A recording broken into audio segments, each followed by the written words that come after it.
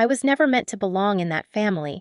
I understood that long before the courtroom, long before the accusations, long before my name was spoken like a disease people wanted cured. In our house, love was conditional, handed out like a reward, and I learned early that I would never earn enough to deserve it.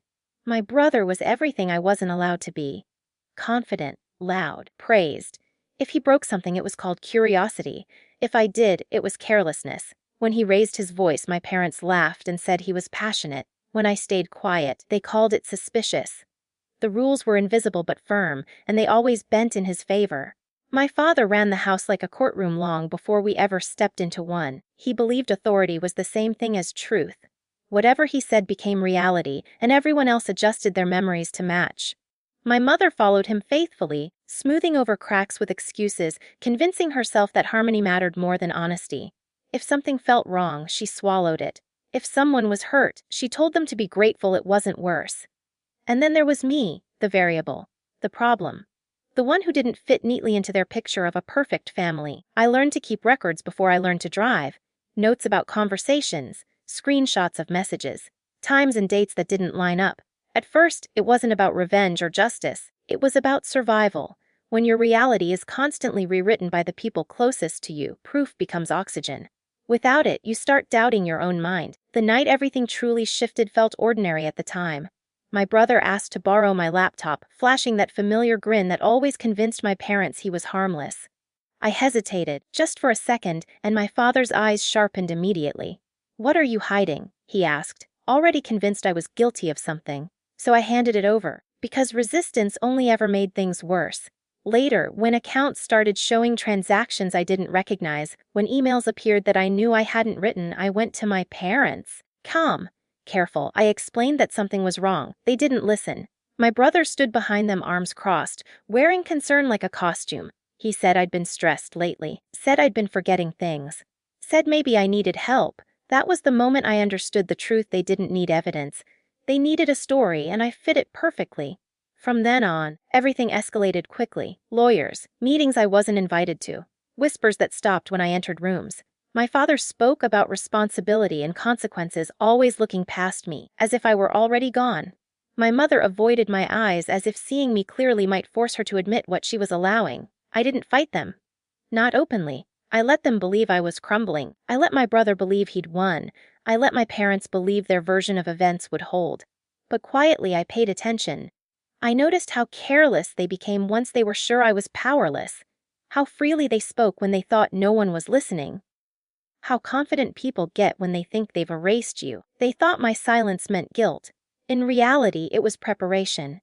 Because when a family teaches you that you are disposable, you learn to protect yourself in ways they never see coming. The courtroom felt colder than I remembered, the kind of cold that seeps into your bones and makes your own heartbeat sound loud.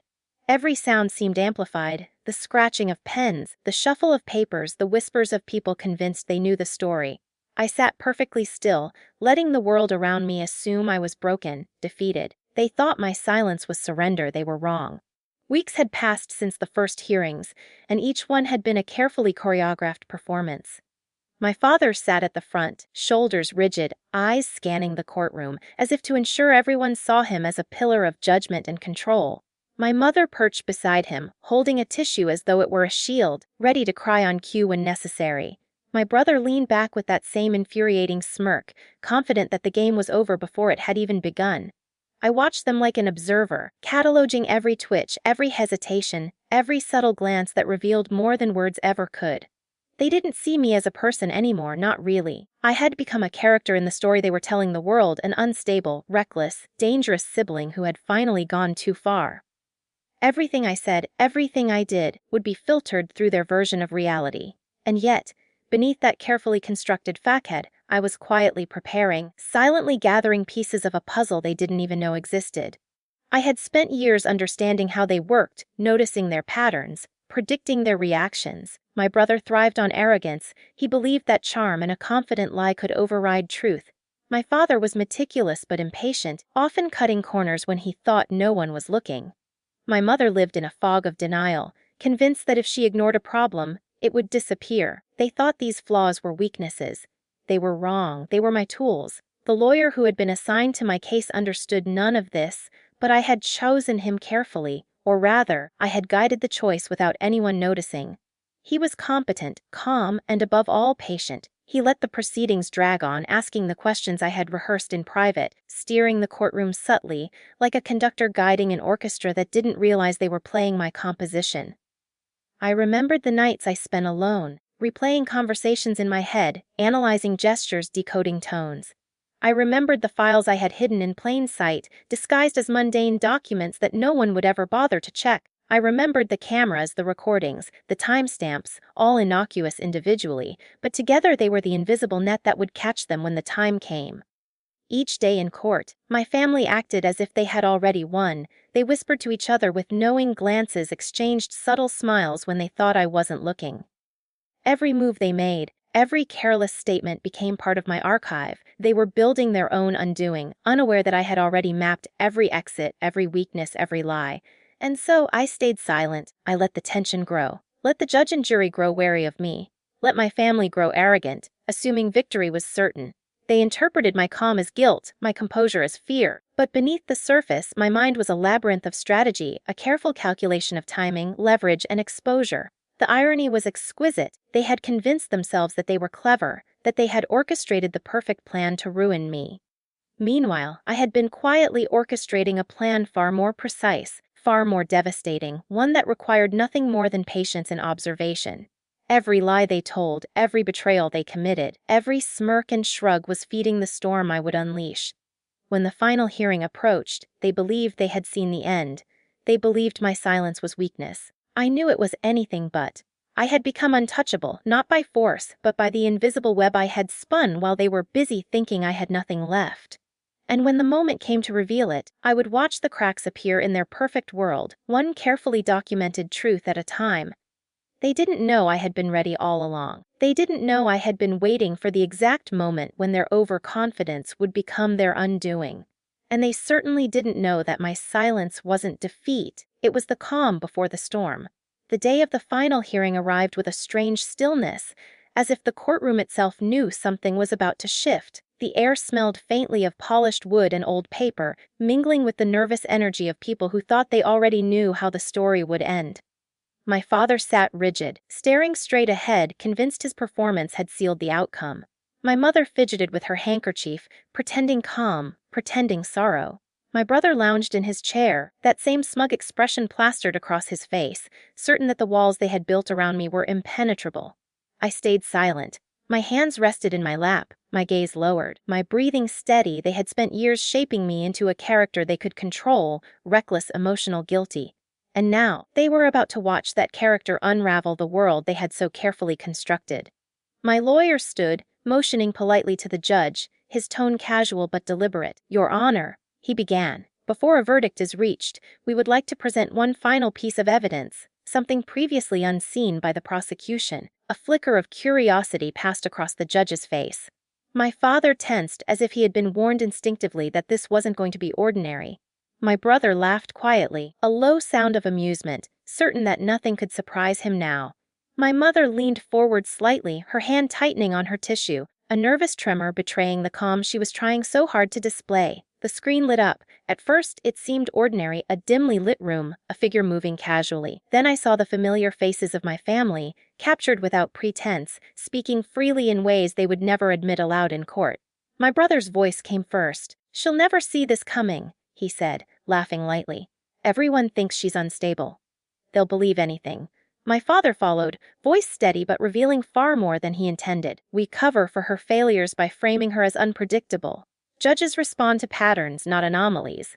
My mother appeared next, wringing her hands, the vulnerability in her posture stark. "She doesn't have to survive this. She just has to look guilty. That's enough to protect the family name." The courtroom went quiet.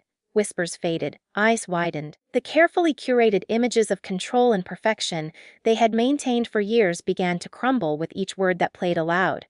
It wasn't just their words, it was the evidence attached. Screenshots of conversations, dates and times, transfers and documents, all meticulously cross-referenced, all recorded, all saved in the shadows of their confidence. Every lie they had woven into my story, every betrayal they had committed, every smirk and shrug was laid bare for everyone to see. I watched them closely. My father's jaw stiffened, his hands gripping the edge of the table until his knuckles turned white. My brother's smirk faltered, then vanished entirely, replaced with something far less certain, far more human fear. My mother's face lost all color, the paper, white mask of composure crumbling into something raw and unguarded. The trap I had hidden in plain sight revealed itself fully in those few minutes. Every recording, every note, every camera I had placed in shadows and forgotten corners converged into one undeniable truth: they had orchestrated my ruin, and now the evidence of their deception had returned to claim them. I felt no satisfaction in their shock, only a quiet, resolute sense that justice, for the first time in years, had aligned with the truth. Their arrogance, their confidence, their belief in my weakness had been their undoing. And as the judge leaned forward, scanning the evidence with a careful eye, I knew the narrative had finally shifted. For years they had spoken freely, believing they were untouchable. Now, in the center of that courtroom, their own words had become the chains they could not escape. The trap had been simple: let them believe they controlled the story while I quietly documented every step, every whisper, every betrayal, and now the story had been rewritten by the one they had tried to erase.